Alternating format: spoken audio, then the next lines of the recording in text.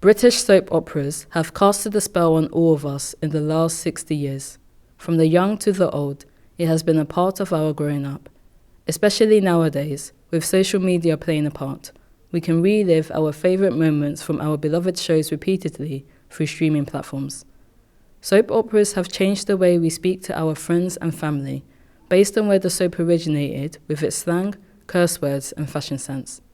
These shows have also reflected on issues such as class, gender, race and sexuality, and have made the shift that is needed in British society, breaking barriers and providing some degree on a story that can be swept aside.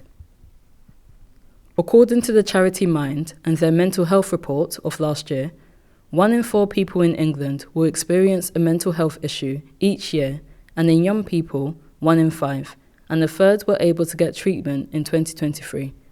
Women are 20% more likely to experience common health problems than men, and people living with something more severe are up to twice as likely to be in poor physical health. Portraying something important can be tricky. There is a wide audience of people watching the media, and they want to feel connected to their beloved characters in terms of humour, occupation and upbringing.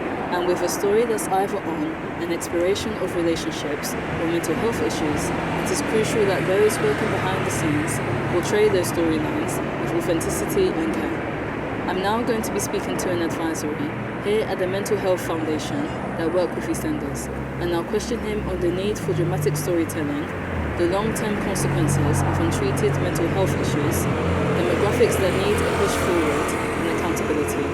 I guess the most important thing is accuracy, so making sure that any dramatic representation of any form of mental ill health is consistent with what it's really like. So I've lived with psychiatric diagnoses, I've spent a lot of time with people living with psychiatric diagnoses, so I'm not a psychiatrist, but I am someone who has spent a lot of time in both experiencing mental ill health and in the company of those who have.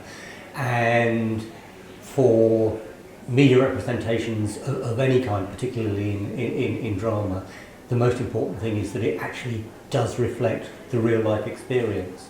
That will clearly vary with age and gender and other aspects of the individual involved, but getting that accuracy right is the most important thing. And I think where it's done well, it's definitely something that you would think of as relatable and something that explains both what the experience is like for the individual, but also what it's like for people around them, but also what the events are that might lead up to that, and putting it in context is really important. And I think what marks the difference between a good and bad media representation, a good media representation is conceptualised well, it is accurate, it is relatable and recognisable to people who have had that experience or lived with someone who's had that experience.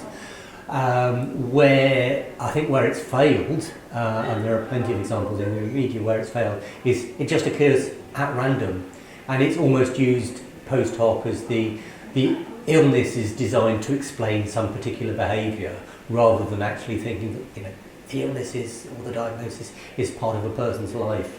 It's developed over time. It's quite unusual for these things to happen suddenly.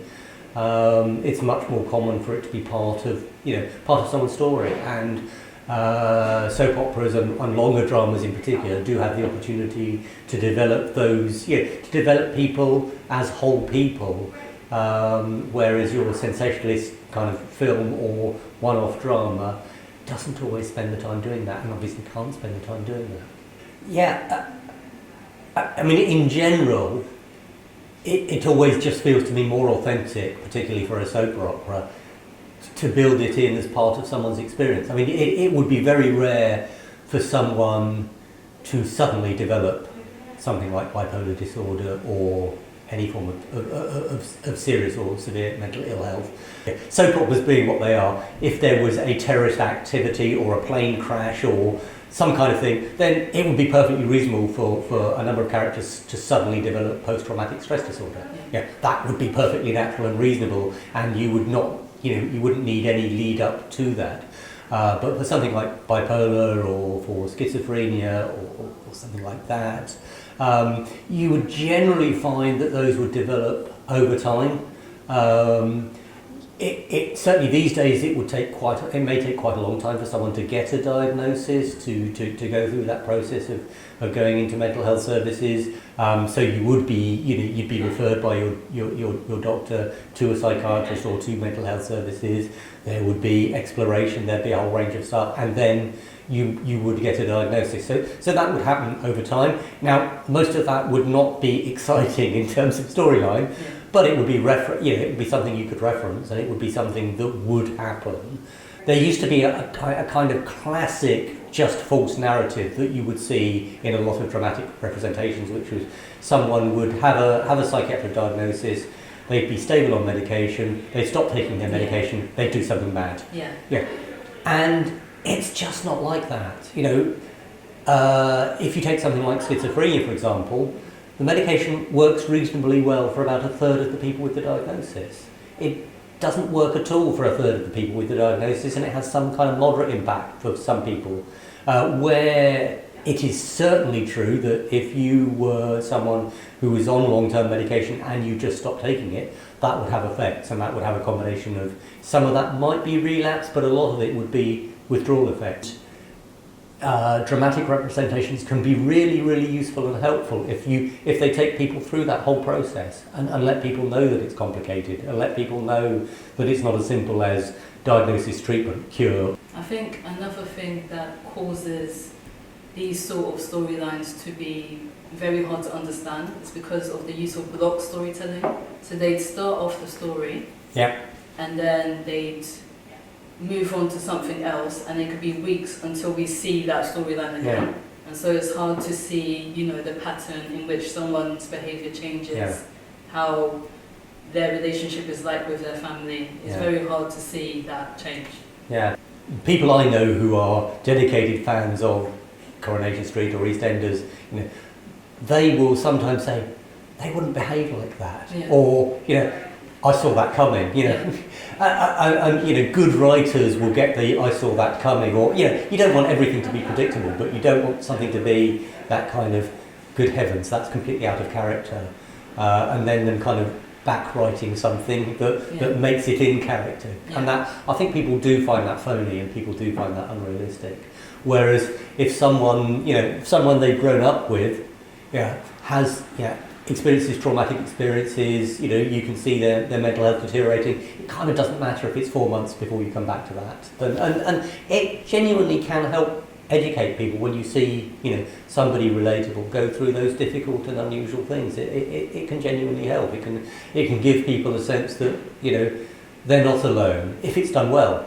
If it's done badly, it just kind of alienates people who do have that experience and think, well, that's just not like that. Life's not like that. We live in a society that I think is still racist, that is underpinned in mental health services, and that is underpinned in our criminal justice system. And those kind of three things reinforce each other, and the media sometimes makes that worse and sometimes exposes those injustices. And I'm sure you and I would both rather it did the exposing the injustices than reinforcing the racism. I think I can't see conversations about mental health going away. I think they'll go through a process. So I would like to think that one of the things we learn from recent times is that we need to give people the skills to understand good and bad information about mental health. And when I grew up, the only way you learnt about stuff was by getting books from a library, or through the education system, and that was really, there wasn't much out there. It would have been really difficult to learn anything, and then, so I think it's a real step forward that there is so much information. What I think we need to do next is give people the skills to filter it and critically appraise it well.